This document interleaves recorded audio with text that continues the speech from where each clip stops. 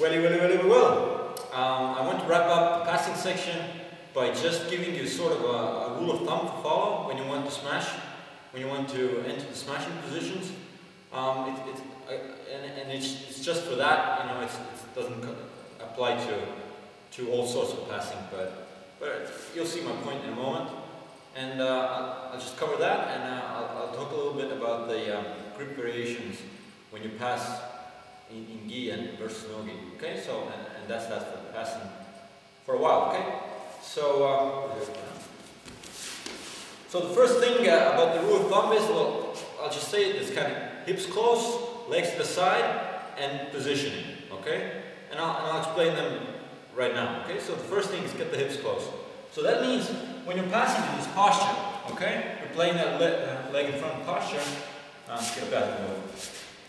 Yeah, when you're playing around here, what you want to achieve before if you want to start smashing him, you would want to get your hips close, right? So that would mean if I'm hanging around here, what first I'd like to do is I could go down even on my knees, okay? I can just squat down, or I can lean in and all sorts of combinations of those movements to cover this distance here, to get my hips close to his hips, okay? Because that way I can start to develop my own body weight on him very heavily, and he's quite immobilized, okay? You will use grips as well to keep to add the pulling motion to it, okay? This is pushing in, and this is now pulling in as well. So when you're around here, the first thing before you start, when you start smashing this, is the first thing is get your hips close. Boom! I bring him in, and I thrust my hips a little bit forward. Boom! Okay?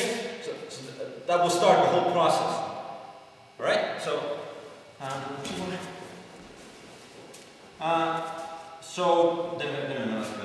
So just to little drill it to show you, give you a little example. I would always try to start leaning in on it before I do anything. Just get ready. I'm not trying to pass right now. I'm just trying to stay in the posture and lean in. Try to get my hips close. Back here. All the time before I start to pass, I want to start leaning in. You notice that I cover the distance. I try to squat wide, squat down, lean in. Okay? All the time I would like to do that. That's the first step before I start smashing. So, hips in. If you get hips close, pull in. Get your hips close by leaning in. By leaning in, you get hips close. By squatting down, you get hips close, which is widening the base. Okay, and you can do combinations. You can lean in and squat down.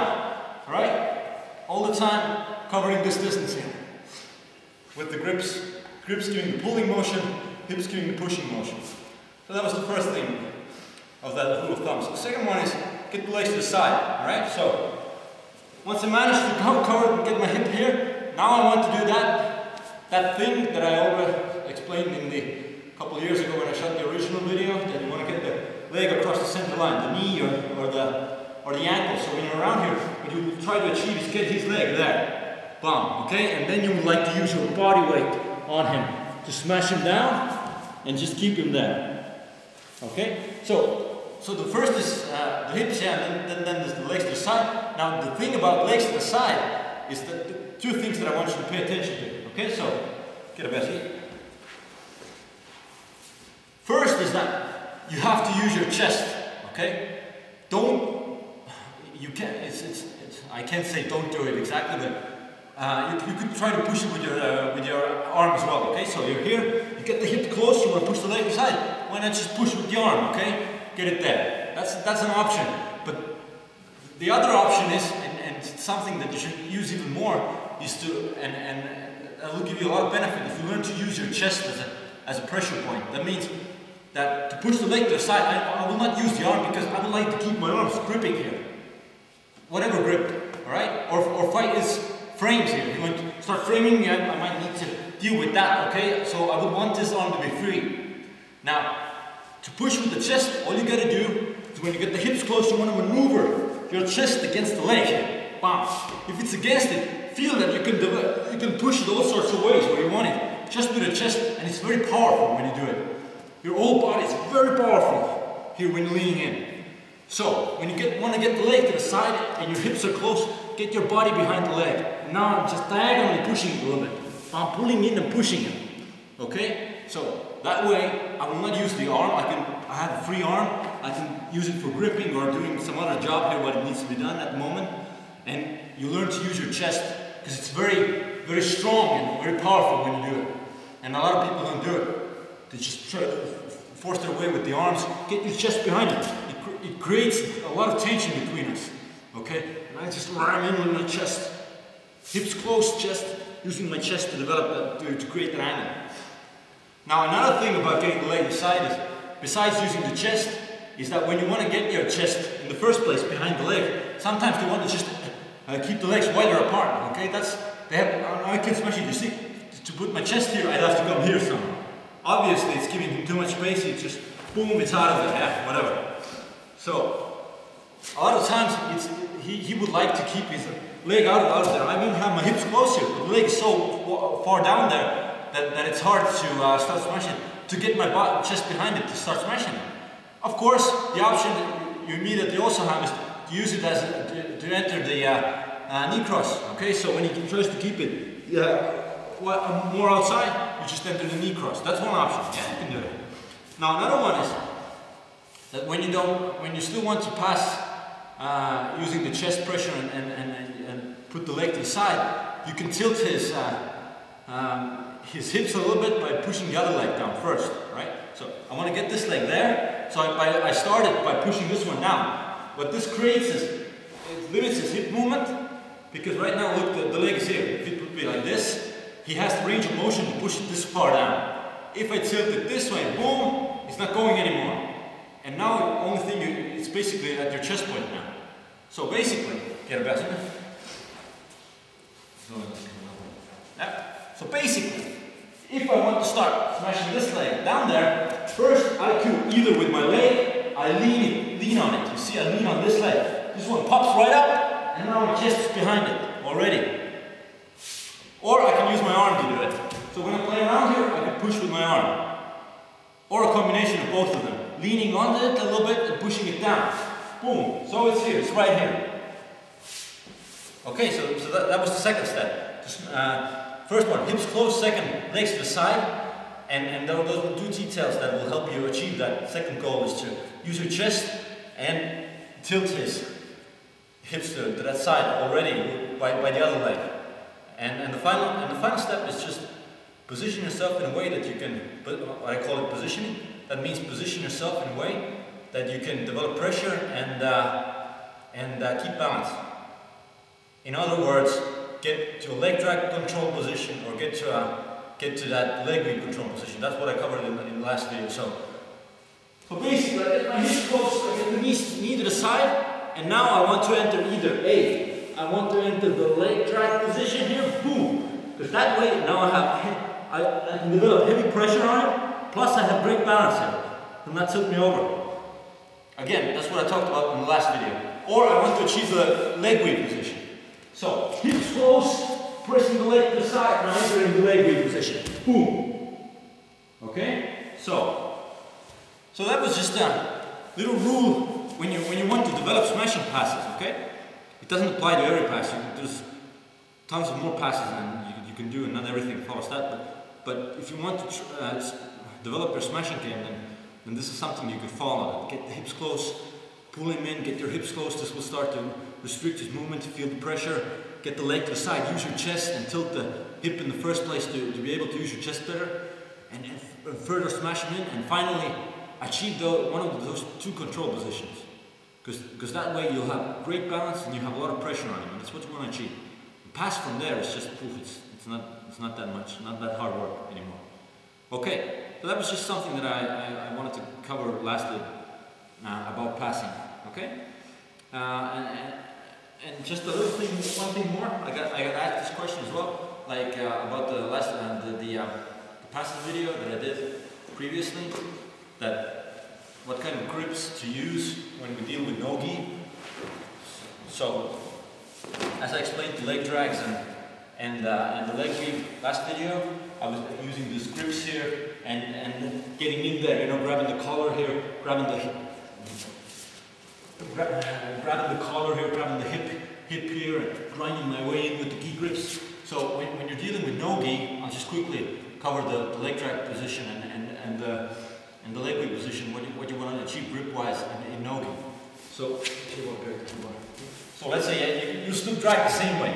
Yeah, you don't have the gi grip when we talk about the leg drag. You drag it across, you start leaning in. Now the difference is, since you don't have all those hip grips and stuff here, you want to pay a little bit more attention to keeping that leg, like knee that way. Because if I have good grip here, he would have a hard time to turn into me. He would have a really hard time. Okay, I have to kind of do the same, but in no gi, I would, when you drag it across, kind of start grabbing this leg in more. At first, start grabbing this leg in, you lean in the same way. Lean in that way, but keep your weight balanced, okay? So you don't go over too much. So I keep dragging this. What I want to really achieve is get this arm or triceps over the leg. So when I'm here, I want to achieve this. Bam, that's it. And grab the hip. That's it. Because now I can't get out anymore, get a position. When he gets in, I just keep leaning. If he turns into me, it gives me the side control. Okay, so that's something you would like to achieve when you deal with no gi. That when we talk about the leg drag, you drag it across, you would like to achieve this control here. Boom, get it there. Get your arm over the leg. Boom, there. You can lean in and grab the hip there and get close in. He cannot turn into you. Well, he could, but he gives you right side mount, okay? So, and once you achieve here, he can also, you have to pay attention that he can start pushing you and stuff. So you need to be able to start dealing with those frames here. Use the other arm to break free the frames and use your upper body to manipulate the frames as well. But definitely something you would want to achieve grip-wise after you do the leg drags. Keep pulling this one in, keep pulling and pushing it there, and grab it, get your body over the leg. That'll achieve a lot of good stuff. And then it's just still going for the upper body. Only thing you now would use is kind of an underhook near the shoulder, grabbing this shoulder here, just leaning heavily onto him. Eventually, the seatbelt control, maybe, because now if it turns on his knees now, the other way. Boom, he gives you the back control right away. Okay? So the difference is this point here. You could do it with the gi as well, only with the gi you could grab collar here. You could grab collar here and use your elbow maybe to push the leg down further. But in no gi, you get it across, you want to grab around here. It's something you can grab and just pull him in, boom, grab around there. Yeah? And then still start swimming up there. Either get to the side control, or when he turns, be ready to boom, attack the back immediately. Yeah. Okay, so that's grip-wise, talking about leg drag. And lastly, a few grip variations for no gi when we talk about the leg weave position. Okay, so leg weave means that boom, yeah, get a better here.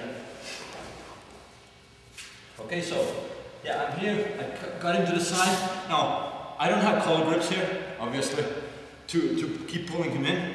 I got to the leg weave position. Essentially, you would want to start climbing your. You would want to achieve again grips on his upper body immediately. You could usually you swim, like I get here, I might even do the leg switch if I'd like to. I would like to go with this arm underneath him here, underneath the arm, because that way I can pull him up. You know, see, it twists him with any kind of grip here.